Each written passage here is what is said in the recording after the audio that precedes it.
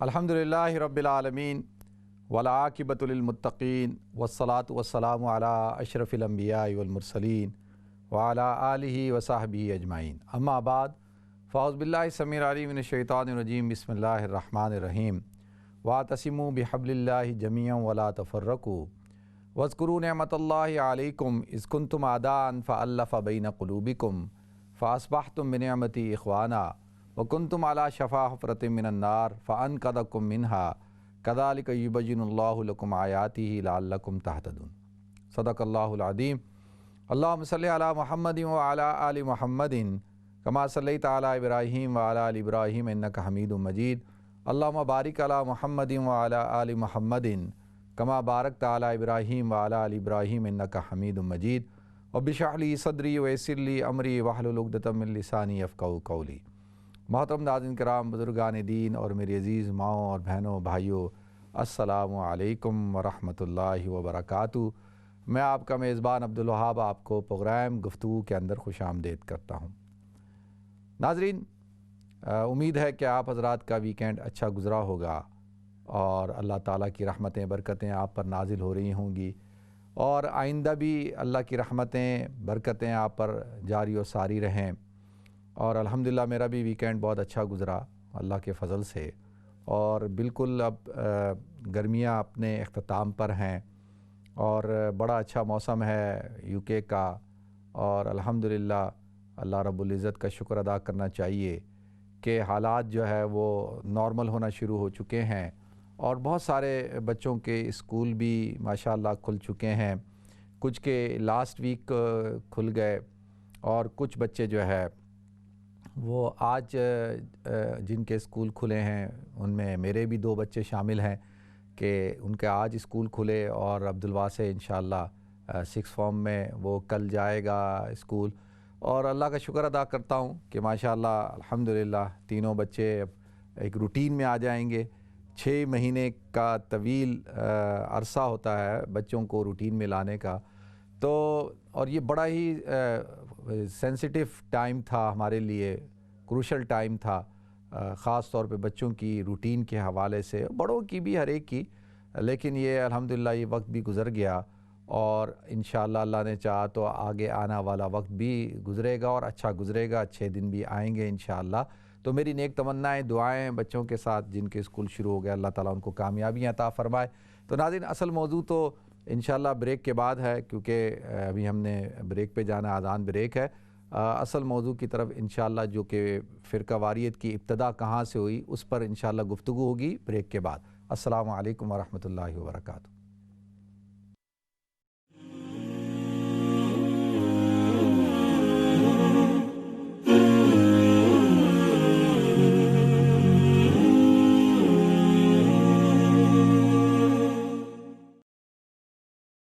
نحمدہ و نصلی علی رسول الکریم، اما بعد فاعوذ باللہ السمیع العلیم من الشیطان الرجیم، بسم اللہ الرحمن الرحیم۔ واعتصموا بحبل اللہ جمیعا ولا تفرقوا، صدق اللہ العظیم۔ اللہم صلی وسلم بارک علی روح سیدنا محمد صلی اللہ علیہ وسلم فی الارواح، وصلی وسلم بارک علی جسد سیدنا محمد صلی اللہ علیہ وسلم فی الاجساد، وصلی وسلم بارک علی قبر سیدنا محمد صلی اللہ علیہ وسلم فی القبور۔ محترم ناظرین کرام، آپ کو ایک دفعہ پھر پروگرام میں خوش آمدید کرتا ہوں۔ ناظرین، قرآن پاک میں اللہ رب العزت نے ارشاد فرمایا، وَاعْتَصِمُوا بِحَبْلِ اللَّهِ جَمِيعًا وَلَا تَفَرَّقُوا۔ اللہ تعالیٰ نے مسلمانوں کو مخاطب کر کے کہا کہ اللہ کی رسی کو مضبوطی سے تھام لو۔ وَاعْتَصِمُوا بِحَبْلِ اللَّهِ جَمِيعًا، تمام کے تمام، تم سب کے سب۔ حبل اللہ سے مراد یہاں پر قرآن پاک ہے، وَلَا تَفَرَّقُوا، اور تفرقہ پیدا مت کرو۔ ناظرین، جیسا کہ میں نے پچھلے ہفتے آپ حضرات کے سامنے یہ بات عرض کی تھی کہ انشاءاللہ میں ان دنوں کے اندر یہ جو مسلمانوں کے اندر فرقہ واریت ہے، لوگ سوال پوچھتے ہیں کہ بھئی یہ فرقے کہاں سے آ گئے اور یہ کیوں ایسا ہوا ہے، تو اس حوالے سے میں آپ حضرات کے سامنے تھوڑی سی گفتگو کروں گا۔ میں نے پچھلے جو پروگرامز ہیں ان میں تفصیل کے ساتھ آپ حضرات کے سامنے اس بات کو بیان کیا تھا کہ حضور اکرم صلی اللہ علیہ وسلم کا 63 سالہ کی زندگی، اس میں 23 سالہ نبوی زندگی، اور اس 23 سالہ زندگی کا جو ایک پرامن اور ایک ایسا انقلاب جو پوری دنیا کے اندر اس کی نظیر نہیں مل سکتی، وہ جس نے لوگوں کے دلوں کو مسخر کیا، لوگوں کے عام بادشاہ لوگوں کے جسموں کو فتح کرتے ہیں، لیکن یہ جو انقلاب تھا، اس انقلاب نے لوگوں کے دلوں کو بدل دیا۔ اور حضور اکرم صلی اللہ علیہ وسلم جو دین لے کر آئے، اور وہ دین الیوم اکملت لکم دینکم کہ قرآن کی اس آیت سے کہ اللہ تعالیٰ نے ارشاد فرمایا کہ میں نے دین کو مکمل کر دیا آج کے دن، تو اتنا بڑا مجدہ سنایا گیا جس پر صحابہ کرام فخر کیا کرتے تھے۔ اور اذا جاء نصر اللہ والفتح ورأیت الناس یدخلون فی دین اللہ افواجا، قرآن کہتا ہے کہ اللہ کی مدد اور فتح آ گئی اور آپ دیکھ رہے ہیں کہ لوگ جوک در جوک اسلام کے اندر داخل ہو رہے ہیں۔ تو لہذا اس کے بعد حضور اکرم صلی اللہ علیہ وسلم کی دنیا سے تشریف لے جانے کے بعد حضرت ابوبکر صدیق رضی اللہ تعالیٰ عنہ، پھر ان کی زندگی بیان کی میں نے، پھر حضرت عمر رضی اللہ تعالیٰ عنہ اور حضرت عثمان رضی اللہ تعالیٰ عنہ، حضرت علی رضی اللہ تعالیٰ عنہ، یہ سارا میں آپ حضرات کے سامنے بیان کر چکا ہوں۔ اگر کہ میں ان کے واقعات دوبارہ سے وہ شروع کروں گا تو سارا ٹائم ادھر چلا جائے گا۔ ناظرین، اب آ جاتے ہیں حضرت عثمان رضی اللہ تعالیٰ عنہ کا دور، وہ بھی میں بیان کر چکا ہوں۔ حضرت عثمان کی شہادت کے محرکات کیا تھے وہ بھی بیان کر چکا ہوں۔ اور جب حضرت عثمان رضی اللہ تعالیٰ عنہ یہاں سے جو ان کے شروع کے 10 سالہ دور ہیں، وہ دور نہیں، یعنی جو باقی جو آخری جو خلافت کے 2 سالہ دور ہے اس کے اندر جو سازشیں ہوئیں، اور ان سازشوں کے نتیجے میں حضرت عثمان رضی اللہ تعالیٰ عنہ شہید کر دیے گئے۔ ناظرین، یہاں سے ابتدا ہوتی ہے کہ مسلمانوں کے اندر اب اختلافات شروع ہوتے ہیں۔ اچھا، اس سے پہلے حضرت ابوبکر صدیق رضی اللہ تعالیٰ عنہ خلیفہ بنائے گئے، ایک چھوٹا سا اختلاف کھڑا ہوا۔ ہو سکتا ہے بہت سارے حضرات کے دلوں میں یہ ہو کہ بھئی حضرت ابوبکر صدیق کو خلیفہ نہیں ہونا چاہیے، حضرت علی کو ہونا چاہیے یا کسی اور کو ہونا چاہیے۔ اب وہ سارے جو نظریات یا افکار تھے وہ لوگوں کے دلوں کے حد تک تھے، کسی نے بھی کھل کر اس کو سامنے لے کے پیش نہیں کیا کہ بھئی ایسا نہیں ایسا نہیں، یعنی کوئی ایسا بڑا اختلاف سامنے نہیں آیا۔ لیکن حضرت علی رضی اللہ تعالیٰ عنہ نے بھی حضرت ابوبکر صدیق رضی اللہ تعالیٰ عنہ کی بیعت کی، اور کوئی آپ مثال پیش نہیں کر سکتے کہ حضرت علی نے حضرت ابوبکر صدیق رضی اللہ تعالیٰ عنہ سے کسی قسم کا کوئی ایسے اختلاف کیا ہو۔ تو وہاں پر یہ تھوڑا سا کوئی مطلب اگر وہ اختلاف سامنے بھی آیا تھا یا لوگوں کے دلوں میں بھی تھا، جیسے ہمارے کچھ لوگ کہتے ہیں کہ نہیں جی اختلاف تھا، تو وہ اختلاف دینی اختلاف نہیں تھا، مذہبی اختلاف نہیں تھا۔ یعنی میں کہتا ہوں فور دا آرگومنٹ کہ خلیفہ حضرت ابوبکر صدیق کو ہونا چاہیے یا حضرت علی کو ہونا چاہیے، ٹھیک ہے، یہ کوئی جو اسلام کے مسلمات ہیں، اسلام کے بنیادی اراکین ہیں، یا اسلام کا جو عبادات کا اور اسلام کا پورا ایک جو نظام ہے اس کے اندر یہ اختلاف، اس کو ہم سیاسی اختلاف تو کہہ سکتے ہیں لیکن مذہبی اختلاف تو نہیں کہہ سکتے۔ کہ مذہبی نظریاتی طور پہ تو نہیں تھا کہ بھئی حضرت ابوبکر صدیق رضی اللہ تعالیٰ عنہ دین بدل رہے تھے یا انہوں نے وہ شریعت بدل دی، ایسا تو نہیں تھا، یا حضرت علی رضی اللہ تعالیٰ عنہ کوئی اور شریعت کی بات کر رہے تھے، شریعت تو وہی تھی، دین بھی وہی تھا۔ لیکن اس کو آپ یہ کہہ سکتے ہیں کہ یہ اختلاف، لیکن یہ کوئی ایسا اختلاف نہیں تھا اور بالکل سامنے بھی نہیں آیا۔ آپ کے سامنے حضرت ابوبکر صدیق رضی اللہ تعالیٰ عنہ کے بعد حضرت عمر رضی اللہ تعالیٰ عنہ بنے، تو حضرت عمر رضی اللہ تعالیٰ عنہ کے دور میں بھی ایسا کوئی اختلاف سامنے نہیں آیا۔ لوگوں کی خواہش تو ہو سکتی ہو یا لوگوں کا خیال بھی ہو سکتا ہے کہ بھئی حضرت علی رضی اللہ تعالیٰ عنہ ہونے چاہیے، لیکن کوئی ایسا ہمیں اختلاف نظر نہیں آتا۔ اور یہاں پر بھی اگر کوئی کسی کے دل کے اندر خواہش بھی تھی تو وہ سیاسی طور پر تو ہو سکتی ہے لیکن مذہبی طور پہ نہیں تھی۔ ناظرین، اس کے بعد حضرت عثمان رضی اللہ تعالیٰ عنہ کے زمانے میں بھی ایسے ہی ہوا۔ اب کیا کہ حضرت عثمان رضی اللہ تعالیٰ عنہ کو جب شہید کر دیا گیا تو دیکھیں اب یہ اختلاف جو کھڑا ہوا ہے کہ حضرت امیر معاویہ رضی اللہ تعالیٰ عنہ اور حضرت علی رضی اللہ تعالیٰ عنہ میں، کہ یہ جو اختلاف ہے کس بنیاد کے اوپر ہے۔ حضرت معاویہ رضی اللہ تعالیٰ عنہ کہتے ہیں کہ جی مجھے خلیفہ نامزد کیا ہے، کس نے؟ حضرت عمر رضی اللہ تعالیٰ عنہ نے مجھے خلیفہ نامزد نہیں، سوری، حضرت عمر رضی اللہ تعالیٰ عنہ نے مجھے شام کا امیر بنایا تھا، گورنر بنایا تھا، اور اس پر حضرت عثمان رضی اللہ تعالیٰ عنہ نے مجھے قائم رکھا۔ تقریباً 20 سال تک آپ رہے شام کے جو گورنر ہیں۔ حضرت علی کے پورے دور کے اندر بھی آپ شام کے گورنر رہے۔ تو وہ ان کا آرگومنٹ یہ تھا کہ ابھی بیعت ہوئی نہیں، خلافت اسٹیبلش نہیں ہوئی اور میں نے آپ کی بیعت کی نہیں ہے، تو جب میں نے آپ کی بیعت نہیں کی تو میں آپ کی بیعت سے یعنی نکل بھی نہیں رہا۔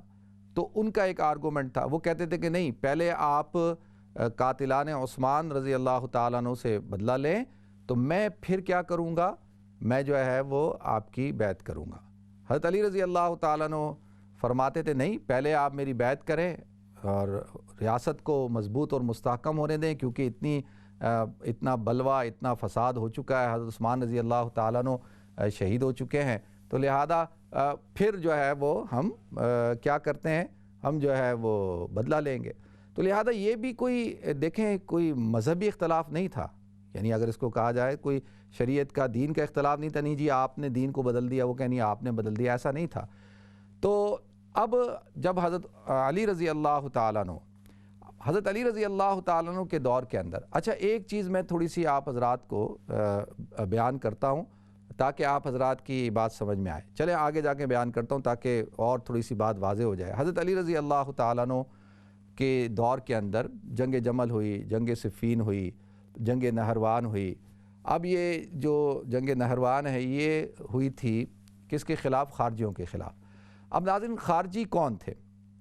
دیکھیں اب ایک گروہ پیدا ہو چکا تھا حضرت عثمان رضی اللہ تعالیٰ عنہ کے دور میں اسٹیبلش ہو چکا، یعنی حضرت عثمان کی شہادت کے بعد ایک پورا ایک گروہ جس کو حامیان علی کہا جاتا ہے یا شیعان علی کہا جاتا ہے، اور شیعان علی یعنی حضرت علی کی حمایت کرنے والے، حضرت علی سے محبت کرنے والے، یعنی وہ گروہ جو حضرت علی سے محبت کرتا ہے یا حضرت علی کی حمایت کرتا ہے، حامیان علی رضی اللہ تعالیٰ عنہ۔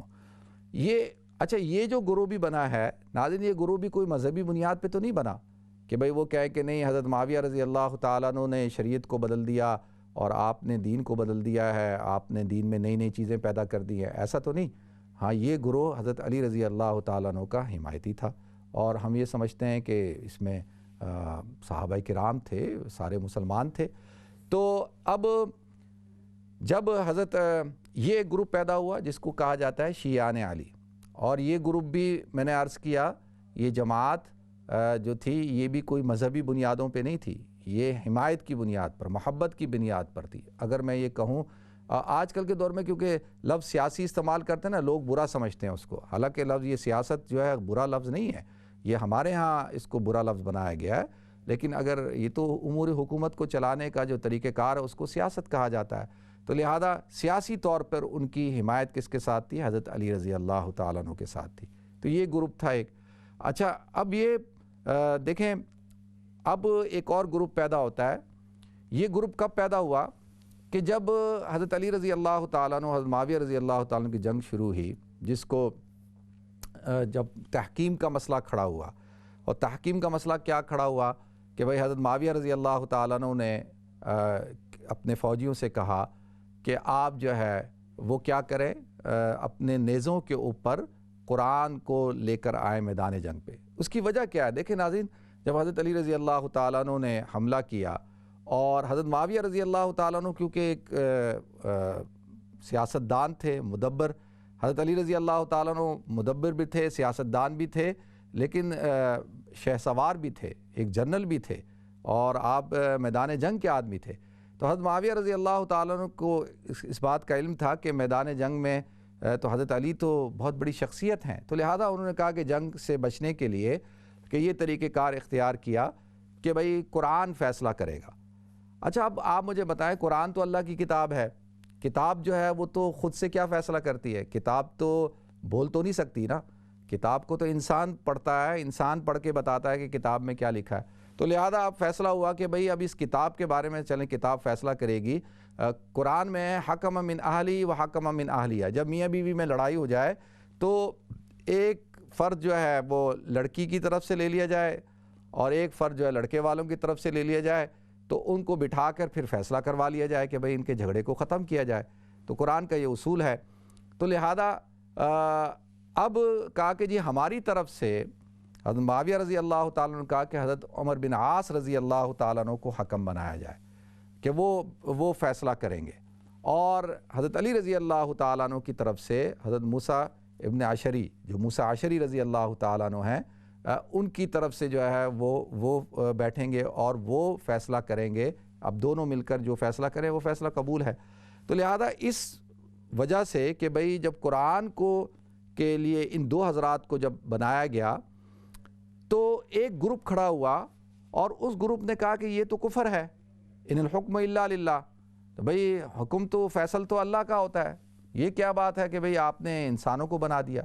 اور انہوں نے اس وجہ سے کہ بھئی تحکیم کے لیے آپ نے ان دو افراد کو منتخب کیا ہے، ہم آپ کے ساتھ نہیں ہیں، یہ ہم آپ سے علیحدہ ہوتے ہیں۔ یہ شروع میں شیعان علی میں سے تھے، حامیان علی میں سے تھے، بعد میں یہ گروپ نکلا، ان کو کہتے ہیں خوارج، یعنی خروج کرنے والا۔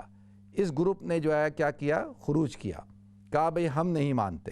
اور یہ جو حضرات نے بھی یہ حکم بنایا ہے، چاہے حضرت معاویہ رضی اللہ تعالیٰ عنہ ہوں اور حضرت علی رضی اللہ تعالیٰ عنہ، یہ سارے کافر ہو چکے ہیں اور ان سب نے جو ہے وہ کفر کیا ہے، تو لہذا اب ان کا قتل کرنا واجب ہے اور ہم ان سے جدا ہو گئے۔ ناظرین، ان کو کہا جاتا ہے خوارج۔ اب ایک گروپ ہو گیا جس کو شیعان علی کہا جاتا ہے، اور دوسرا گروپ پیدا ہو گیا جو کسی کو بھی نہیں مانتا، جو کہتا ہے کہ سارے کافر ہو گئے اور تحکیم کی وجہ سے، اور ان کو یہ کہا جاتا ہے خوارج۔ اب انہوں نے پلاننگ کی کہ بھئی یہ سارے فساد اور لڑائی اور جھگڑا جو ہو رہا ہے اس کا سبب یہ حضرات ہے۔ کون؟ حضرت معاویہ رضی اللہ تعالیٰ عنہ شام میں، حضرت عمر بن عاص رضی اللہ تعالیٰ عنہ مصر میں، اور حضرت علی رضی اللہ تعالیٰ عنہ کوفہ میں۔ تو لہذا ان تینوں کو قتل کر دیا جائے تو سارے مسئلے حل ہو جائیں گے۔ تو لہذا اب پلان کیا گیا، اور دیکھیں حضرت معاویہ رضی اللہ تعالیٰ عنہ زخمی ہو گئے اور وہ بچ گئے، اور حضرت عمر بن عاص رضی اللہ تعالیٰ عنہ روزانہ جو سوتے تھے وہ اپنی جگہ بدل کے سوتے تھے، اور جس دن ان کے اوپر حملہ کیا گیا فجر کی نماز میں، وہ اس دن نماز پڑھانے کے لیے نہیں آئے، ان کی جگہ دوسرے صاحب آئے اور وہ ان کی جگہ قتل کر دیے گئے۔ اور حضرت علی رضی اللہ تعالیٰ عنہ کو عبد الرحمن ابن ملجم نے کیا کیا، آپ پر جو قاتلانہ حملہ کیا، اور انہی زخموں کی وجہ سے حضرت علی رضی اللہ تعالیٰ عنہ کی جو ہے وہ شہادت ہوئی۔ تو لہذا ناظرین، یہ گروپ ہے، اس کو کہتے ہیں خوارج۔ اچھا، اب یہ جو گروپ تھا یہ بڑا طاقتور ہوا، اور پھر اینڈ میں جا کے عباسیوں کے دور میں جا کے کہیں جو ہے یہ گروپ ختم ہوا، اور اس کے خلاف بڑی جنگیں ہوئیں، اور حضرت علی رضی اللہ تعالیٰ عنہ نے بھی ان کے خلاف جنگ کی، اور یہ جو عبداللہ ابن سبا، یہ جو سبائی ٹولہ تھا، یہ جو لوگوں کے اندر تشویش پیدا کرتا تھا اور کنفیوژن پیدا کرتا تھا، فتنہ پیدا کرتا تھا، اس کو اور اس کے 40 ساتھیوں سمیت جو ہے حضرت علی رضی اللہ تعالیٰ عنہ نے جو ہے اس کو قتل کروایا۔ تو لہذا اب اسلام کے اندر ایک گروپ پیدا ہو گیا جس کو شیعان علی کہا جاتا ہے، دوسرا گروپ پیدا ہو گیا جن کو خوارج کہا جاتا ہے، اور خوارج جو ہے وہ آپ کو پتہ ہے، آپ یہ اصطلاح سنتے رہتے ہیں۔ اچھا، خوارج کے کچھ عقیدے میں آپ کو بتا دیتا ہوں کہ یہ جو شیعہ ہیں ان کا عقیدہ یہ تھا کہ ان کے نزدیک جو ہے وہ امامت، جو اہم چیز کیا ہے وہ امامت ہے۔ ہمارے نزدیک خلافت ہے، یعنی اللہ تعالیٰ نے قرآن پاک میں ارشاد فرمایا انی جاعل فی الارض خلیفہ، کہ میں نے زمین پر اپنا خلیفہ بنایا۔ یا داود انا جعلناک خلیفتاً فی الارض، اے داود ہم نے زمین پر اپنا آپ کو خلیفہ بنایا۔ فاحکم بین الناس بالحق، اسی طریقے سے اللہ تعالیٰ نے ارشاد فرمایا وعد اللہ الذین آمنوا منکم وعملوا الصالحات لیستخلفنہم فی الارض کما استخلف الذین من قبلہم، کہ یہاں پہ بھی اللہ تعالیٰ نے وعدہ کیا ایمان والوں سے کہ تم ایمان لاؤ اور اعمال صالح اختیار کرو تو اللہ تعالیٰ تمہیں زمین کا خلیفہ بنائے گا۔ اب خلیفہ کسے کہتے ہیں؟ دیکھیں، خلیفہ کہتے ہیں اس کو عربی زبان میں خلف کہتے ہیں پیچھے کو، جو پیچھے ہو، یا خلیفہ اس کو کہتے ہیں جو پیچھے آنے والا ہو، پیچھے لگنے والا ہو، پیچھے رہنے والا ہو۔ یعنی حضور اکرم صلی اللہ علیہ وسلم کے بعد ان کے پیچھے لگنے والا، ان کے پیچھے آنے والا کون شخص ہے؟ حضرت ابوبکر صدیق رضی اللہ تعالیٰ عنہ۔ تو ہمارے ہاں خلافت ہے۔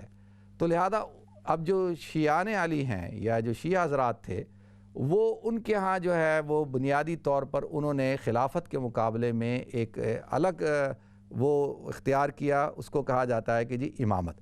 اچھا، امام کس کو کہتے ہیں؟ امام کہتے ہیں آگے والے کو، جو آگے ہوتا ہے، جو لیڈ کرتا ہے۔ اسی لیے جو نماز کے اندر جو شخص نماز پڑھاتا ہے جماعت سے، اس کو امام کہا جاتا ہے، کیونکہ وہ لیڈ کر رہا ہے، وہ امام ہے، امام سامنے کو بھی کہتے ہیں، امام سامنے کو بھی کہتے ہیں، تو وہ لیڈ کرنے والے کو امام کہا جاتا ہے۔ تو یہ بات آپ حضرات کی سمجھ میں آئی کہ اچھا اب ہمارے ہاں خلافت جو ہے وہ اللہ کی طرف سے، یعنی آپ یہ کہیں کہ کوئی بھئی اللہ منتخب کرتا ہے خلیفہ کو، ایسا نہیں ہے، اور خلیفہ جو ہے وہ معصوم ہو، ایسا بھی نہیں ہے، اور لیکن جو شیعہ حضرات ہیں ان کے نزدیک جو ہے وہ خلیفہ جو ہے وہ امام جو ہے وہ معصوم ہوتا ہے، اور وہ نص کے ذریعے سے اس کی امامت ثابت ہوتی ہے، اور جیسے وہ حضرت علی کو حضور اکرم صلی اللہ علیہ وسلم کی طرف سے کہتے ہیں کہ جی انہوں نے ان کو اپنا امام مقرر کیا تھا، اور ہر کوئی شخص امامت کا دعویٰ نہیں کر سکتا، اور امام جو ہے لوگوں کی رائے سے منتخب نہیں ہوگا، لوگ اس کو منتخب نہیں کریں گے، اور وہ جو ہے وہ من جانب اللہ ہوتا ہے۔ تو یہ بنیادی ایک فرق ہے۔ تو اب آ جاتے ہیں ناظرین، یہ آپ حضرات کی سمجھ میں آ گیا کہ شیعہ حضرات، یہ شروع کی بات بتا رہا ہوں میں، ابھی کی نہیں، ابھی تو یہ سلسلہ چل رہا ہے، یعنی شروع میں یہ جو اختلاف کھڑا ہوا اس میں آپ دیکھیں کہ سارا کیا کس بات پہ تھا کہ بھئی خلافت کس کو ملنی چاہیے، یا حضور کے بعد اقتدار کس کو ملنا چاہیے۔ تو یہاں پر کہیں پر بھی آپ کو کوئی مذہبی طور پر کوئی نظر نہیں آ رہا۔ دیکھیں اسلام تو ایک دین ہے نا، ایک مذہب ہے، اور اس کی مسلمات ہیں، اور اس کے اراکین ہیں، اس کا پورا شریعت کا پورا ایک نظام ہے، قرآن اور سنت ہے، یہ ساری چیزیں ہیں نا جو حضور اکرم صلی اللہ علیہ وسلم جو دین لے کے آئے تھے۔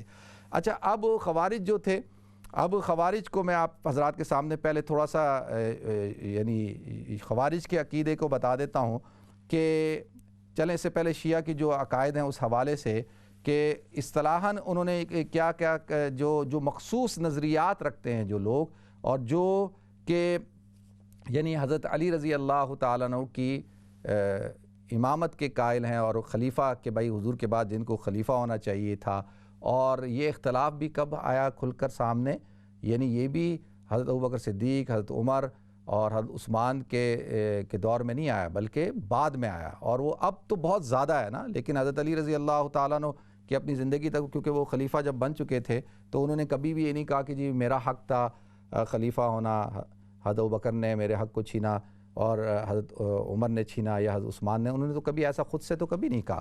ٹھیک ہے جی، تو سب سے پہلی بنیادی چیز ہے کہ ان کا میں نے آپ کو پہلے بتا دیا کہ بھئی جو ہے وہ شیعت کی اس میں جو ہے امت کے انتخاب پر جو ہے امام کو نہیں چھوڑا گیا، وہ میں نے آپ حضرات کو بتا دیا۔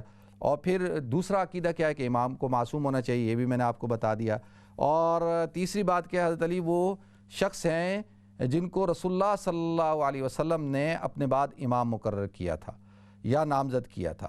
تو یہ بھی میں نے آپ حضرات کو بتا دیا کہ بھئی حضور اکرم صلی اللہ علیہ وسلم نے اپنے بعد خلیفہ جو نامزد کیا تھا وہ حضرت ابوبکر صدیق کو، لوگوں کو کہا کہ حضرت ابوبکر صدیق کو جا کر کہو کہ وہ نماز کی کیا کریں، امامت کریں۔ تو لہذا حضرت عائشہ صدیقہ رضی اللہ تعالیٰ نے کہا یا رسول اللہ میرے والد تو نرم دل ہیں، وہ اس بات کو برداشت نہیں کر پائیں گے، تو آپ نے فرمایا نہیں، تو آپ نے لوگوں کو کہا، خود سے نہیں کہا۔ دیکھیں اگر خود سے کہتے تو حضرت ابوبکر صدیق رضی اللہ تعالیٰ عنہ جب خلیفہ بن جاتے تو وہ ان کے کسی فیصلے کو یا کسی بات کو کوئی کہتا کہ بھئی یہ بات ایسے نہیں ایسے ہے، تو وہ کہتے نہیں مجھے تو حضور اکرم صلی اللہ علیہ وسلم نے خلیفہ بنایا۔ تو لہذا تو یہ تو پھر ذرا یعنی سیاسی معاملات کے اندر تو بات مشکل ہو جاتی نا۔ تو حضور اکرم صلی اللہ علیہ وسلم کی کسی بات کو بھی چیلنج نہیں کیا جا سکتا تھا، یعنی کسی فیصلے کو بھی۔ میں اس کی ایک مثال دیتا ہوں کہ یوم حنین کے موقع پر اللہ کے رسول صلی اللہ علیہ وسلم نے جو مال غنیمت آیا، آپ نے مہاجر جو صحابہ تھے یعنی مکہ کے جو رہنے والے تھے ان کو آپ نے وہ مال غنیمت دیا۔ تو ایک طرح سے تھوڑا سا اختلاف شروع ہو گیا، لوگوں نے باتیں کرنا شروع کر دی کہ جی جنگ تو ہم کریں مدینہ کے لوگ اور انصار تو ہم ہیں، لیکن مال غنیمت ان کو دے دیا گیا۔ اصول بھی یہ تھا کہ بھئی مال غنیمت تو فوجیوں میں تقسیم ہوتا ہے۔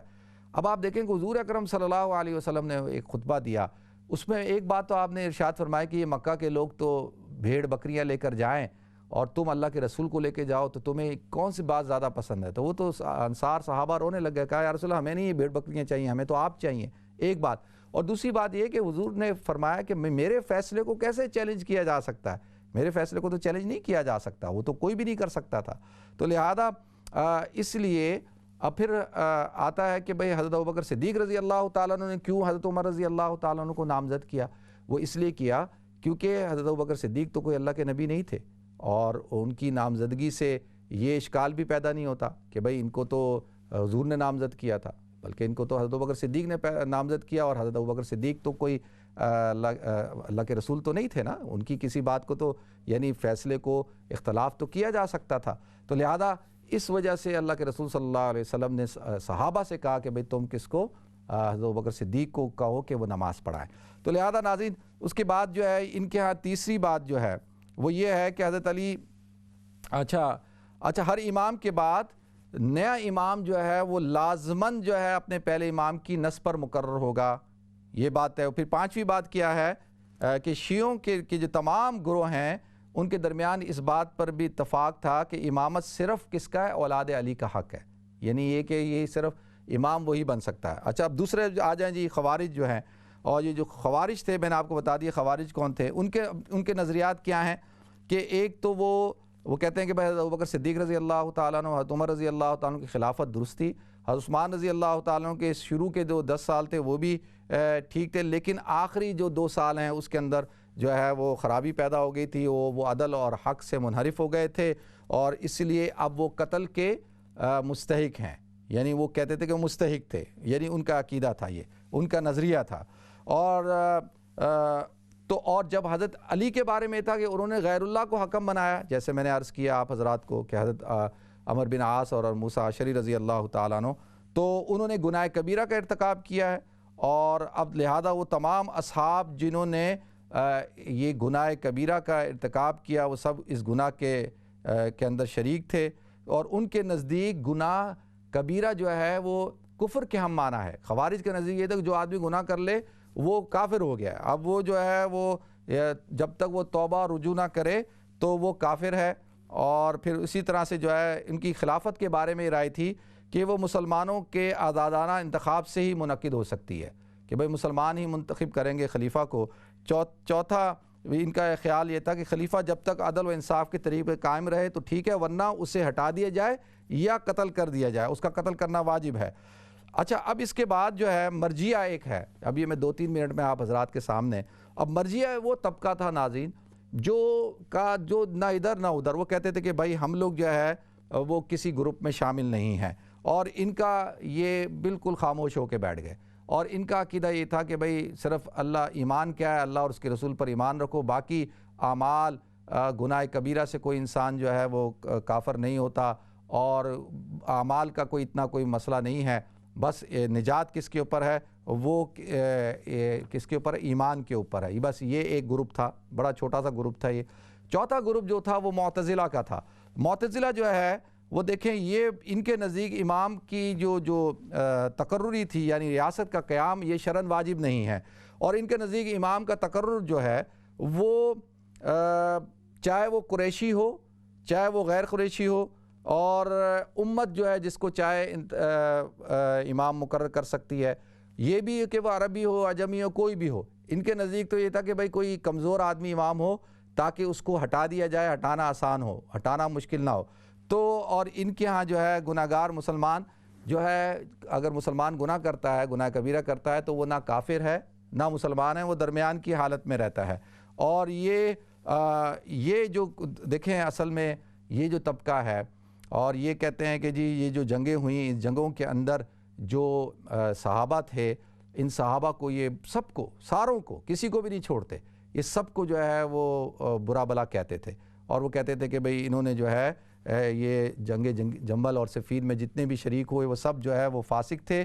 اور لیکن اب یہ ہے کہ وہ کسی ایک کا نام نہیں لیتے تھے کہ بھئی یہ ہیں یا یہ ہیں، بس وہ کہتے تھے بھئی سارا جو ہے معاملات خراب ہیں، اور حضرت عثمان رضی اللہ تعالیٰ عنہ پہ بہت زیادہ تنقید کرتے یہ معتزلہ۔ اور اس کے مقابلے میں ناظرین پانچواں جو گروہ تھا، جو اصل میں اہل سنت والجماعت ہے، سواد اعظم ہے، اور جو مسلمانوں کی اکثریت، جو جمہور مسلمان ہیں، اور جو ہم حضرت ابوبکر صدیق رضی اللہ تعالیٰ عنہ کو خلیفہ بلا فصل مانتے ہیں، خلیفہ اول مانتے ہیں، اور جو اکثر میں آپ حضرات کے سامنے اہل سنت کے عقائد بیان کرتا ہوں کہ ہم مسلمان تمام کے تمام صحابہ کو، تمام کے تمام اہل بیت کو، تمام فقہا، تمام محدثین کو اور قرآن کتاب و سنت کو، ان چیزوں کو فالو کرتے ہیں، اور ہمارے نزدیک جو ہے وہ یہ جو چاروں جو یہ عقائد تھے ان سے ہم مبرہ ہیں۔ تو لہذا ناظرین یہ تھوڑا سا میں نے آپ حضرات کے سامنے پس منظر بیان کیا، تو ابھی ہم نے بریک کی طرف جانا ہے، انشاءاللہ بریک کے بعد حاضر ہوتے ہیں۔ السلام علیکم ورحمۃ اللہ وبرکاتہ۔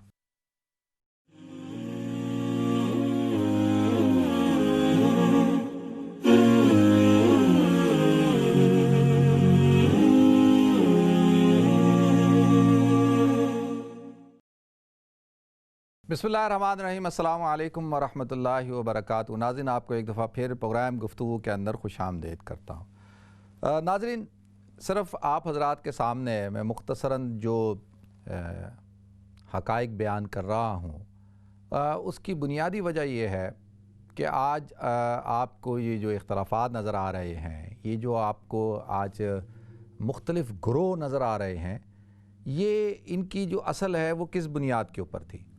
دیکھیں میں صرف ایک مثال کے طور پہ آپ حضرات کے سامنے کہ آج کے دور کے اندر پاکستان کے اندر 3 سیاسی عصبیتیں ہیں، پہلے 2 ہوتی تھیں اب 3 ہو چکی ہیں، اور یہ بات ختم کر کے میں آپ کی کال لیتا ہوں۔ ایک ہے جی مسلم لیگ، جس کو مسلم لیگ نون کہا جاتا ہے، ٹھیک ہے، اور مسلم لیگ کے بھی کئی حصے ہیں۔ مسلم لیگ ایک مسلم لیگ ہے جس کے چودھری شجاعت، چودھری پرویز الہی لوگ ہیں، اور ایک مسلم لیگ نون ہے جس کے سربراہ میاں نواز شریف صاحب ہیں، اور دوسری عصبیت ہے پیپلز پارٹی جس کے سربراہ آصف علی زرداری اور بلاول بھٹو صاحب ہیں، ٹھیک ہے، اور تیسری جماعت ہے تحریک انصاف جس کے سربراہ عمران خان صاحب ہیں۔ اب یہ تینوں جو ہے سیاسی جماعتیں ہیں، یعنی یہ تینوں سیاسی جماعتیں ہیں، ان کے سیاسی مقاصد ہیں اور یہ سیاست اسی لیے کرتے ہیں۔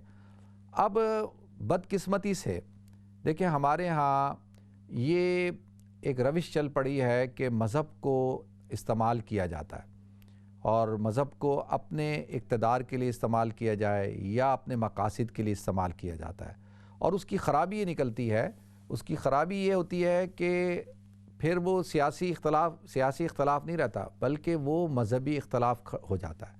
اب جب مذہبی اختلاف ہو جائے گا تو پھر تو آپ حضرات سمجھتے ہیں نا کہ بھئی جہاں پہ بھی مذہب آئے گا وہاں پہ جذباتیت آ جائے گی، وہاں پہ پھر عقل تو کام نہیں کرتی نا۔ مذہب دیکھیں عقیدہ اور سب سے پہلی چیز ہوتی ہے عقد، عقیدہ اور عقیدت، یہ 3 چیزیں جو ہے ان چیزوں پہ تو انسان کمپرومائز نہیں کرتا نا، وہ تو کہتا ہے نہیں بھائی یہ تو عقیدت کی بات ہے۔ جہاں پہ عقیدت ہو وہاں پہ آپ جتنے دلائل دے دیں، جہاں پہ آپ کتنی باتیں کر لیں، وہ کہتا ہے نہیں بھائی تو اس کے ساتھ عقیدت ہے۔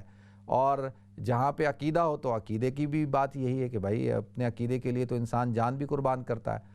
اور عقد کیا ہوتا ہے کہ بھئی جہاں پہ انسان کا نکاح ہو جائے، شادی ہو جائے، یا جہاں پہ اس کا عقد ہو جائے تو وہ اس کے لیے بھی جو ہے سب کچھ قربان کرتا ہے۔ تو لہٰذا یہ 3 چیزیں تو بڑی اہم ہوتی ہیں، لیکن اگر ہم نے اب یہ سوچنا ہے کہ جیسے آج کے دور کے اندر اب اگر کوئی شخص جو ہے میاں صاحب کے اوپر کوئی بات کرتا ہے تو وہ یعنی ڈائریکٹلی اس کو جو ہے گالیاں پڑتی ہیں، یعنی اگر مسلم لیگ نون کے آپ سیاسی جو ان کے اقدامات ہیں ان کے اوپر اگر آپ گفتگو کرتے ہیں نا کہ بھئی یہ فیصلے ٹھیک نہیں تھے، یہ کام ٹھیک تھے، یہ کام ٹھیک نہیں تھے، یہ نہیں تھے، تو سیاسی دیکھیں ان کے اوپر تو تنقید کرتے ہیں نا، تنقید بھی ہوتی ہے، لیکن ہمارے ہاں کیا ہوتا ہے کہ بس اندھی تقلید ہے، اس کو فالو کرنا ہے چاہے وہ صحیح ہے یا غلط ہے۔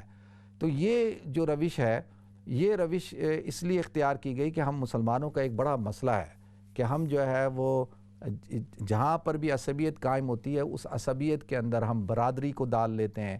اب دیکھیں نا جتنے بھی اکثر دیکھا گیا ہے کہ لوگ جو ہے وہ میاں صاحب کو جو ہے وہ کشمیری کہیں گے، پنجاب کا حکمران کہیں گے، اسی طرح سے زرداری صاحب ہیں وہ سندھ کارڈ کی بات کرنا شروع کر دیں گے، پھر ایک دم اسی طرح عمران خان صاحب ہیں تو زیادہ تر آپ کو خان لوگ جو ہے قریب نظر آئیں گے۔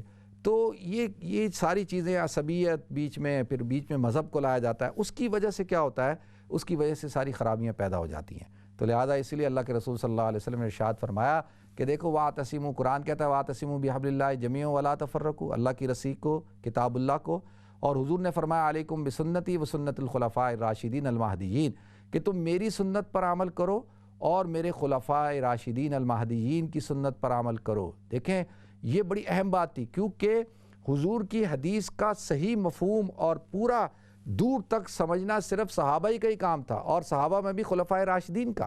اسی لیے تو دیکھیں میں ایک دو مثالیں دے کے، یہ بڑی اہم بات ہے، کالیں تو میں نے لینی ہے، مسائل بھی گفتگو کرنے، یہ موضوع بڑا اہم ہے۔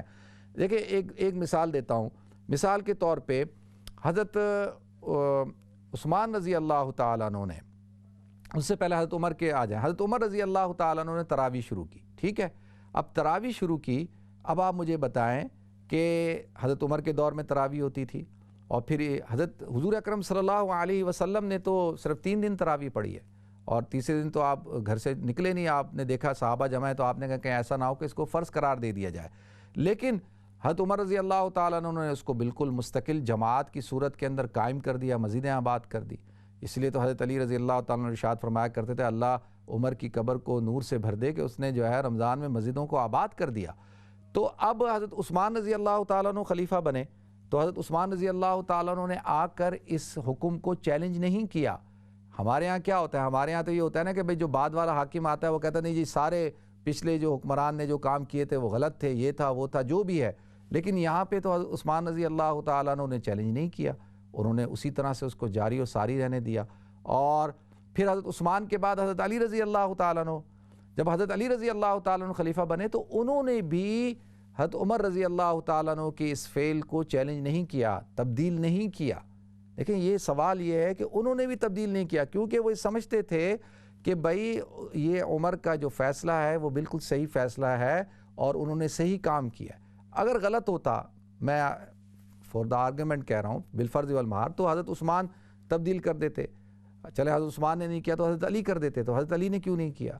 تو لہذا اسی طرح سے حضرت عثمان رضی اللہ تعالیٰ کے دور کے اندر دیکھیں جمعے کی ایک اذان ہوتی تھی، اور قرآن کہتا ہے یا ایھا الذین آمنوا اذا نودی للصلاۃ من یوم الجمعہ فاسعوا الی ذکر اللہ وذروا البیع، کہ اللہ کے ذکر کی طرف دوڑو، وذروا البیع، اور تجارت کو چھوڑ دو۔ اب اس حکم سے یہ ثابت ہوا کہ جب جمعے کی اذان ہو جائے تو اس کے بعد تجارت کرنا مکروہ ہے، حرام کے قریب ہے، ناجائز ہے۔ وذروا البیع قرآن کہتا ہے چھوڑ دو، جب قرآن کہتا ہے چھوڑ دو تو اب کوئی آدمی اس وقت کوئی کام کرے گا تو یہ تو ناجائز ہو جائے گا۔ اب حضرت عثمان رضی اللہ تعالیٰ نے دیکھا کہ بھائی لوگ جو ہے پہلی جب ایک ہی اذان ہوتی تھی اور لوگ تجارت میں لگے ہوتے تھے، تو انہوں نے کیا کیا کہ بھئی اصل اذان کو تو رکھا خطبے سے پہلے، اور جو ایک اذان کا اضافہ کیا کہ جو جمعے کا وقت ہو جانے پہ، یعنی ظہر کا وقت جب ہو جاتا تھا، جمعے کا وقت شروع ہوتا تھا، تو کہا جاتا تھا کہ بھئی ایک اذان دی جائے تاکہ لوگوں کو پتہ چل جائے کہ بھئی جمعے کا وقت ہو گیا ہے اور چھوڑو تجارت کو اور تیاری کرو۔ اور جو جمعے کی جو اذان ہے جس کے بارے میں اذا نودی للصلاۃ من یوم الجمعہ فاسعوا الی ذکر اللہ وذروا البیع ہے، تو اس کی وعید میں نہ آ جائیں۔ تو لہذا اب پہلی جو جمعے کی جو دوسری اذان ہوتی تھی، جو اصل میں اذان تھی جمعے کی، وہ اس سے پہلے صحابہ کرام اور لوگ جو ہے مسجد میں جمع ہو جاتے تھے تاکہ اس وعید سے بچیں۔ اب حضرت علی رضی اللہ تعالیٰ عنہ جب خلیفہ بنے تو انہوں نے تو اس حکم کو بدلا نہیں، اس لیے کیونکہ وہ سمجھتے تھے کہ یہ صحیح حکم ہے۔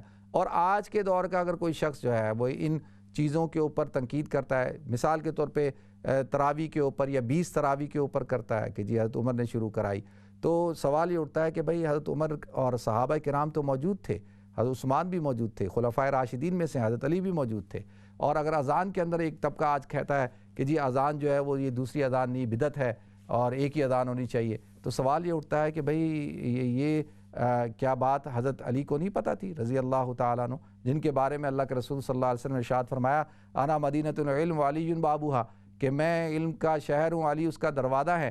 تو جو علم کے شہر کے دروازے ہوں ان کو یہ بات پتہ نہیں کہ بھئی یہ بدعت ہے یا یہ چیز صحیح نہیں ہے، ان کو بھی ختم کر دینا چاہیے تھا۔ تو لہذا دیکھیں دینی معاملات کے اندر کوئی بھی یعنی اختلاف نہیں کھڑا ہوا۔ یہ جتنے بھی آج وہ شروع ہوئے سیاسی بنیادوں کے اختلاف کہ بھئی کس کو خلیفہ ہونا چاہیے تھا، کس کو نہیں ہونا چاہیے، کس کو پہلا ہونا چاہیے تھا، کیا ہونا چاہیے تھا، ایک وہ، اور دوسرا واقع فدق۔ اب واقع فدق جو ہے وہ تو جاگیر کا مسئلہ ہے، وراثت کا مسئلہ ہے، وہ بھی کوئی مذہبی مسئلہ تو نہیں تھا، کوئی دینی مسئلہ تو نہیں تھا، لیکن آج جو ہے ان مسئلوں کو بنیاد بنا کر باقاعدہ جو ہے وہ کیا کر لیے گئے، ایک مذہب کھڑا کر دیا گیا، فرقہ کھڑا کر دیا گیا۔ اللہ تعالیٰ مجھے آپ کو ہم سب کو سمجھنے کی توفیق عطا فرمائے۔ تو انشاءاللہ کل تھوڑا سا اور تفصیل کے ساتھ گفتگو کریں گے۔ دیکھتے ہیں ہمارے ساتھ کالر کون ہے۔ السلام علیکم۔ وعلیکم السلام۔ آج مفتی صاحب کیا حال ہے؟ ٹھیک ہے؟ الحمدللہ میں ٹھیک ہوں، اللہ کا کرم، شکر اللہ کا۔ اللہ آپ کو اپنے حفظ و امان میں رکھے. اچھا میرا ایک سوال ہے. جی جی. میں ایک ٹی وی چینل دیکھ رہا تھا, اس پر کسی نے سوال کیا تھا تو مجھے شوق ہوا چلو اس کا جواب سن لوں. اچھا سوال یہ تھا کہ یہ قبروں پر یہ غلاف چڑھاتے ہیں, چادریں, آپ سمجھتے ہیں نا؟ جی جی جی. اچھا یہ کیوں چڑھاتے ہیں, یہ چھال قبروں پر کیوں ڈالتے ہیں؟ سوال بھی چھوٹا تھا, جواب بھی چھوٹا تھا, لیکن میں اپنی طرف سے آپ سے پوچھنا چاہتا ہوں کہ مفتی صاحب نے جواب دیا تھا کہ یہ چھال اس لیے چاہتے ہیں کہ یہ خاص اور عام قبروں کی پہچان ہو جائے. مطلب ہے کہ یہ اللہ والے لوگ ہیں, اس لیے چھال وہ چڑھانے سے لوگوں کو یہ علم ہو جائے کہ یہ کوئی اصلی ہے. اچھا عام اور خاص کا فرق تو معیار ہم تو نہیں نا قائم کر سکتے, یہ تو اللہ جانتا ہے عام کون ہے خاص کون ہے. جی. اچھا باقی میں اسے مزید اس لیے میں آپ سے پوچھنا چاہتا ہوں کہ ہو سکتا ہے کہ خاص لوگ, میں ان کی بات نہیں کرتا جو اولیاء کرام تھے, جیسے عبد القادر جیلانی رحمۃ اللہ علیہ, علی اجمیری رحمۃ اللہ علیہ, اجمیر والے صحابہ کرام, وہ تو اعلیٰ ہستیاں تھیں جنہوں نے دین کو کمایا, دنیا نہیں کمائی, دین کو کمایا. دین پر انہوں نے اپنی زندگیاں وقف کر دی, انہوں نے ختم کر دی. اچھا یہ تو معیار ہم نہیں قائم کر سکتے. جی ٹھیک ہے, تو اب آپ پوچھنا یہ چاہ رہے ہیں کہ بھائی میں کیا کہتا ہوں. ٹھیک ہے جی, بہت شکریہ آپ کی کال کا, جزاکم اللہ. نیکسٹ کال لیتے ہیں جی. السلام علیکم. السلام علیکم. وعلیکم السلام ورحمۃ اللہ. میرا ایک سوال تھا کہ ہم لوگ جو کلمہ پڑھتے لا الہ الا اللہ محمد رسول اللہ, کہ شیعہ لوگ بھی یہی پڑھتے؟ اچھا چلیں ٹھیک ہے. نیکسٹ کال لیتے ہیں جی. السلام علیکم. وعلیکم السلام ورحمۃ اللہ وبرکاتہ. مفتی صاحب میں آپ کو بہت مشکور ہوں کہ آپ نے تاریخ کے دریچے جس کو ہم بہت مسلمان جو ہے بہت سمجھتے ہیں, آپ جناب ہماری رہنمائی کر رہے ہیں. لیکن میں نے بہت عرصہ پہلے انشورنس کمپنی میں, لائف انشورنس کمپنی میں کام کیا, تو اس کی روح سے آپ سے صرف یہ عرض کرنی ہے کہ آپ رہنمائی کریں کہ کیا life insurance, motor car insurance, مکان کی انشورنس اور بزنسز کی انشورنس اسلام کی روح سے جائز ہیں یا نہیں. چلیں ٹھیک ہے جی, انشاءاللہ بتاتا ہوں. بہت شکریہ آپ کی کال کا, جزاکم اللہ. نیکسٹ کال لیتے ہیں. السلام علیکم. وعلیکم السلام. جی جی. مفتی صاحب آپ سے پوچھنا تھا کہ اگر کہیں جائیں پانی نہ ہو تو وہ وضو کس طرح کریں, مٹی سے کریں یا کس طریقے سے کریں, وہ طریقہ بتا دیں گے پلیز؟ ٹھیک ہے میں بتاتا ہوں جی. ٹھیک ہے, بہت شکریہ. نیکسٹ کال لیتے ہیں جی. السلام علیکم. وعلیکم السلام. مفتی صاحب جی جی, ایک دو سوال کرنا تھا آپ سے. جی جی. پہلا سوال یہ تھا کہ جو اذان ہوتی ہے مسجد کے اندر, تو وہ اس کا جواب دینا, یہ لوگ جواب دیتے, یعنی کہ یہ ایک کیا بولتے ہیں اس کو, فرض جیسا نہیں, وہ اس کا جواب دینا پڑتا ہے. جی جی. اور یہ جو ریکارڈڈ ٹی وی میں آتی ہے, جیسے کہ آپ کا چینل ہے, دوسرے بھی چینل ہے, تو وہ اذان جب بھی ہوتی ہے تو اس کا جواب دینا پڑتا ہے. چلیں ٹھیک ہے میں بتاتا ہوں. ٹھیک ہے جی, بہت شکریہ, جزاکم اللہ. نہیں, دوسرا سوال دوسرا بھی ہے مفتی صاحب. جی جی جی پوچھیں. دوسرا سوال تھا, جب بھی ہم نماز پڑھتے, فرض نماز پڑھتے, ہم نیت کرتے ہیں کہ میں فرض نماز جو بھی ہے, فجر کی ہے, عشاء کی ہے, 4 رکعت قبلے کی طرف منہ کر کے اللہ کے واسطے پڑھتا ہوں, اور جو سنت نماز ہے وہ اس کی نیت کیسے ہوتی ہے؟ اور چلیں ٹھیک ہے میں بتاتا ہوں جی. اچھا دیکھیں, پہلے تو جو میرے بھائی نے سوال پوچھا ہے کہ انہوں نے کہیں سے سنا کہ کسی سے سوال پوچھا کہ جی قبروں پہ جو مزاروں پہ چادریں چڑھائی جاتی ہیں, ان چادروں کا چڑھانا کیسا ہے. اچھا دیکھیں, پہلی بات تو جو انہوں نے جواب دیا کہ بھئی صرف اس لیے چڑھاتے ہیں کہ تاکہ پتہ چلے کہ یہ خاص آدمی کی قبر ہے, یعنی کوئی بزرگ کی, اللہ کے ولی کی قبر ہے, یا ایک عام انسان کی قبر ہے. اچھا چلے میں ان کا ہی جواب مان لیتا ہوں کہ ٹھیک ہے جی, ایسا آپ کر لیں. تو اب طے یہ کون کرے گا کہ بھئی یہ صحابہ کرام کے بارے میں تو طے شدہ بات ہے, ٹھیک ہے, اور انبیاء کرام کے بارے میں بھی طے شدہ بات ہے, اور اولیاء کرام جو مسلمہ شخصیات ہیں ان کے بارے میں بھی طے شدہ بات ہے کہ بھئی اللہ کے ولی تھے۔ اب سوال یہ اٹھتا ہے کہ بھئی ایک ہی چادر چڑھانی چاہیے یا چادروں کے انبار لگانے چاہیے؟ ٹھیک ہے، یہ سوال یہ بنتا ہے کہ بھئی ہر آدمی آئے اور ایک چادر چڑھائے، ہر آدمی آئے اور ایک چادر چڑھائے، پھر کپڑوں کی چادریں چڑھائے، پھر پھولوں کی چادریں چڑھائے، اچھا پھر وہ چادریں دوبارہ دکانوں پہ جاتی ہیں، دوبارہ بکتی ہیں، دوبارہ، یہ تو ایک بہت بڑا جو ہے وہ بزنس بن چکا ہے۔ اور میں یہ سمجھتا ہوں کہ اگر اللہ کے ولی یہ جتنے بھی ہیں جن کے مزاروں پہ چادریں چڑھائی جاتی ہیں، اگر وہ زندہ ہوں تو وہ اس بات کو ناپسند کریں کہ بھئی یہ پیسہ جو ہے یہ لوگوں کی خدمت کے اوپر خرچ ہونا چاہیے، غریب کی بیٹی کے سر پہ چادر نہ ہو اور ہم جو ہے وہ اللہ کے ولی، ان کی تو قبریں روضۃ من ریاض الجنہ ہے، یعنی القبر روضۃ من ریاض الجنہ، وہ تو جنت کے باغوں میں سے ایک باغ بن چکا ہے۔ تو ان کو ہماری یہ چادریں چڑھانے سے یا ہمارے اس سے تو ان کو کوئی فائدہ تو نہیں پہنچنے والا۔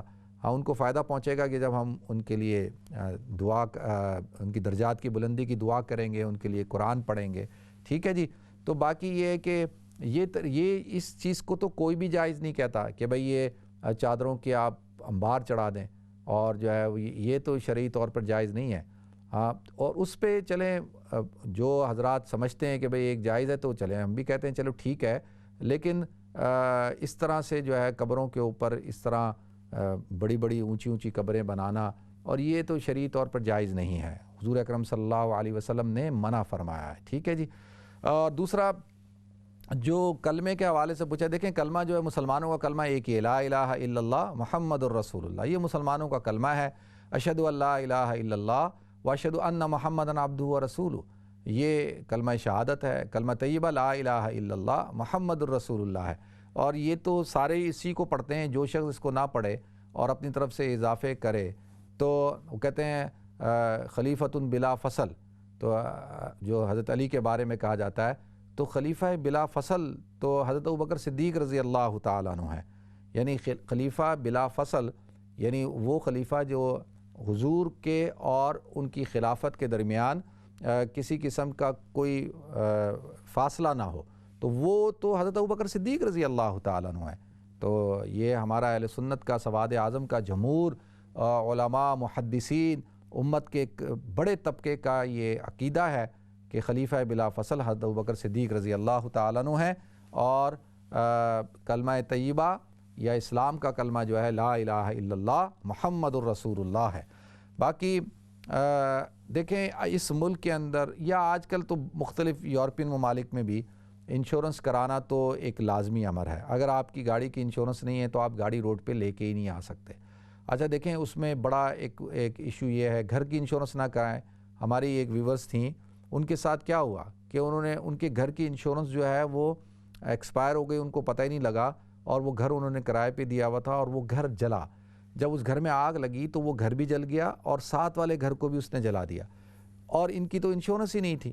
اب آپ مجھے بتائیں کہ اپنا نقصان تو ہوا، کم سے کم گھر بھی، دیکھیں اگر لندن میں گھر ہو تو کم سے کم گھر بھی جو ہے لندن کے اندر 3 لاکھ پاؤنڈ سے کم نہیں ہوگا، میں آج کی بات بتا رہا ہوں۔ تو 3 لاکھ پاؤنڈ کا تو اپنا نقصان ہو گیا، چلیں پورا گھر جل گیا، وہ زمین کی چلیں خیر ہے کہ بھئی اس کے اوپر کم سے کم 1.5 لاکھ پاؤنڈ 1.5 لاکھ پاؤنڈ تو خرچ ہوگا نا گھر بنانے پہ، تو اگر ہم ایک گھر بناتے ہیں تو وہ نقصان ہوا۔ اس کے ساتھ ساتھ جو یہ تو اپنا جو ساتھ والا گھر جل گیا اس کا جو نقصان پڑا تو وہ بیچاری کو تو اپنے گھر کے بیچنے کے لالے پڑ گئے، یعنی اتنا بڑا ان کے اوپر ایک مسئلہ کھڑا ہو گیا۔ تو ان ملکوں میں جہاں پہ اس قسم کی صورتحال ہوتی ہے، خدا نخواستہ ایکسیڈنٹ ہو جاتا ہے اور اگر آپ کے سے کسی کا نقصان ہو جاتا ہے گاڑی کا، تو بہت ساری چیزیں ہیں۔ تو اس وجہ سے یہاں پر علماء کہتے ہیں کہ بھئی یہاں پہ کیونکہ ایسے حالات ہیں، ان حالات کے اندر انشورنس کروانی چاہیے، ٹھیک ہے جی۔ باقی رہ گئی لائف انشورنس۔ لائف انشورنس کی 2 صورتحال ہیں، ایک تو یہ کہ بعض کمپنیوں میں لوگ جاب کرتے ہیں تو وہ کمپنی ہی کراتی ہے، وہ کمپنی ہی پیسے دیتی ہے، تو وہ تو ان کا کوئی اختیار نہیں ہے، وہ کہہ رہے کہ کیونکہ ان کی پالیسی ہے کمپنی کی، بھئی ہم نے کرانی ہے۔ بہت سارے لوگ مجھ سے کہتے ہیں بھئی ہمارا تو اس میں ہے ہی نہیں، ورنہ ہمیں وہ کہیں گے جی ٹھیک ہے پھر آپ یہ جاب ہی نہ کریں، تو ان کی پالیسی ہے، تو وہ تو چلیں ٹھیک ہے، وہ خود نہیں کراتے، کمپنی کرواتی ہے۔ اگر ایک خود سے کوئی شخص کرواتا ہے تو لائف انشورنس جو ہے اس حوالے سے کرانا جائز نہیں ہے، کیونکہ ہمارا یقین ہے ہمارا عقیدہ ہے کہ پالنے والی ذات اللہ کی ہے، روزی دینے والی ذات اللہ کی ہے. ٹھیک ہے جی. تیمم کا طریقہ یہ ہے کہ جہاں پہ پانی نہ ہو، 1 میل کی مسافت پر پانی نہ ہو، اور پانی ہے لیکن ناپاک ہے، یا پانی ہے وہ اتنا ہے کہ جس سے صرف ضرورت پوری کی جا سکتی ہے پینے کی، اگر اس کو وضو کے لیے استعمال کیا تو پینے کے لیے استعمال نہیں کر سکیں گے، تو اس صورت میں، اور یا آدمی بیمار ہو گیا ہے، پانی استعمال نہیں کر سکتا، ڈاکٹر نے منع کر دیا ہے، تو اب ایسی صورت کے اندر جو ہے تیمم کیا جاتا ہے. فلم تجدوا ماء فتیمموا صعیدا طیبا، کہ قرآن کہتا ہے جب پانی نہ پاؤ تو تیمم کرو پاک صاف مٹی سے. اور اس کا 3 فرض ہیں. ایک تو نیت کرنی ہوتی ہے کہ بھئی تیمم کی میں نیت کر رہا ہوں، اور دوسرا آپ نے جہاں مٹی ہو ادھر آپ نے اپنے ہاتھوں کو دونوں کو مارنا ہے، پھر اس کو ایسے کر کے صاف کر کے، یعنی جھڑک کے اپنے پورے چہرے پہ پھیرنا ہے، دوبارہ مارنا ہے، پھر ایسے صاف کر کے جھڑک کے اپنی دونوں ہاتھ ہیں ان کو کونیوں سمیت آپ نے ان کو ہاتھوں کے اوپر پھیر لینا ہے. تو اس سے ہی جو ہے وہ تیمم ہو جاتا ہے. اور ریکارڈڈ اذان، جو اذان موبائل فون پہ ہو رہی ہے، ٹی وی پہ ہو رہی ہے، لائیو نہیں ہو رہی، مسجد کی اذان نہیں ہے، اس کا جواب دینا ضروری نہیں ہے. صرف آپ کو اپنی مسجد کی اذان کا جواب دینا، جو آپ کی مسجد ہے جہاں آپ نماز پڑھتے ہیں اس کا جواب دینا ضروری ہے، اور باقی ریکارڈڈ کا دینا ضروری نہیں ہے. ٹھیک ہے جی. اور نماز چاہے وہ سنت ہو، نفل ہو، فرض ہو، وہ اللہ ہی کے لیے پڑھی جاتی ہے، اور اس کی نیت میں ہوتا ہے کہ میں 4 رکعت سنتیں پڑھ رہا ہوں، یا 4 رکعت فرض پڑھ رہا ہوں، یا 4 رکعت نفل پڑھ رہا ہوں. بس یہ نیت کرنی ہوتی ہے. اور نماز ساری عبادت ہے اور یہ اللہ ہی کے لیے کی جاتی ہے. ٹھیک ہے، پڑھی بھی جاتی ہے. نیکسٹ کال لیتے ہیں جی. السلام علیکم. جی وعلیکم السلام مفتی عبدالوہاب صاحب. میں آپ کی باتیں سن رہا تھا، اور ماشاءاللہ آپ نے جس طرح سچائی سے، اسلام میں سچائی بہت ضروری، جس طرح سچائی سے آپ نے اس کو کسوٹی پہ تولا ہے، میں آپ کی تعریف بھی کروں گا اور آپ کے لیے دعا بھی کروں. بہت شکریہ جی. سوال کوئی ہے آپ کا؟ اچھا، نیکسٹ کال لیتے ہیں. السلام علیکم. السلام علیکم. وعلیکم السلام ورحمۃ اللہ وبرکاتہ. جی آپ کے بھائی صاحب کا کیا حال ہے؟ بھائی صاحب ٹھیک ہیں، ان کا علاج ہو رہا ہے، دعا کریں اللہ تعالیٰ ان کو صحت عطا فرمائے. اللہ تعالیٰ ان کو صحت عطا فرمائے. اچھا، میں نے ایک سوال کرنا تھا. یہ جو امام بارگاہ میں جا کے، میں تو اہل سنت جماعت ہوں، تو ادھر جا کے منت مانتے ہیں اللہ تعالیٰ مجھے شفا دے دو، تو میں پھر ادھر آ کے نا نہیں، مطلب وہاں کیوں، کیا بات ہے، کیا وجہ؟ جی نہیں، وہاں کیوں جا کے، کیا مطلب؟ نہیں، مجھے تو کسی نے بتایا تو مجھے تکلیف بہت زیادہ تھی، تو میں نے کہا چلو یہ بھی میں کوشش کر کے دیکھ لیتی ہوں.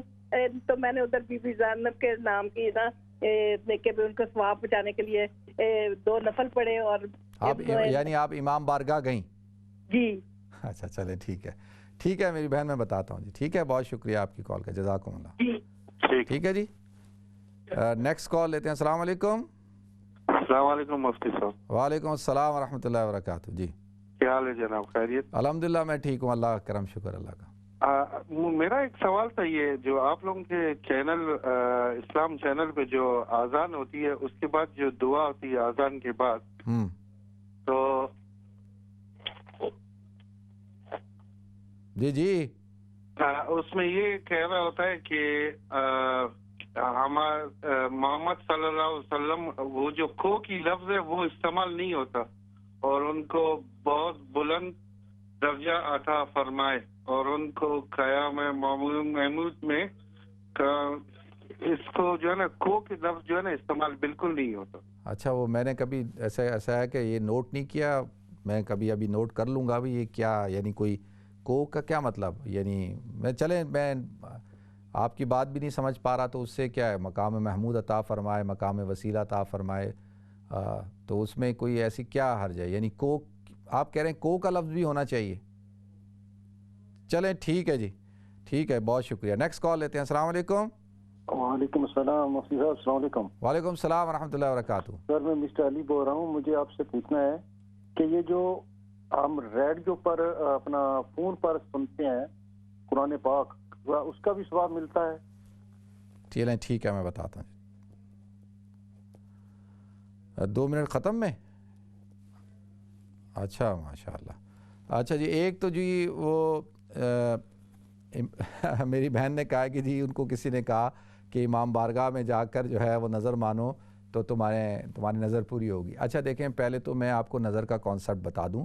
یہ منت کا، نظر کا، یہ جو اہل سنت والجماعت اور جو ہم مسلمان ہیں، ہمارے نزدیک منت ہے کیا چیز؟ منت جائز کاموں کی مانگی جاتی ہے اور جائز عبادت کے ذریعے سے، کہ وہ کیا ہے کہ جی اگر میرا یہ کام پورا ہو گیا، میرا بچہ پاس ہو گیا، میرے بچی کی شادی ہو گئی، میرے بیٹے کو جاب مل گئی، میرے میاں کا کاروبار چل پڑا، یا اس کو یہ کام میں کامیابی ہو گئی، تو میں 10 رکعت نفل پڑھوں گی، یا میں 10 مسکینوں کو کھانا کھلاؤں گی، یا میں روزہ رکھوں گی، مطلب نفل روزہ یہ اس قسم کی منتیں نظر ماننا شرعی طور پر جائز ہے۔ اگر کوئی آدمی کہے کہ جی میرا فلاں کام ہو گیا، میں پیدل جاؤں گا اجمیر شریف ننگے پاؤں، یہ جائز نہیں ہے کہ میں جو ہے بھوکا رہوں گا، میں جو ہے فقیر بن جاؤں گا، میں امام حسین رضی اللہ تعالیٰ عنہ کا ملنگ بن کے 10ویں کے جلوس میں چلا جاؤں گا، میں جو ہے وہ پوری رات جو ہے وہ ایک پاؤں پہ کھڑا رہوں گا، 40 دن تک میں یہ کروں گا،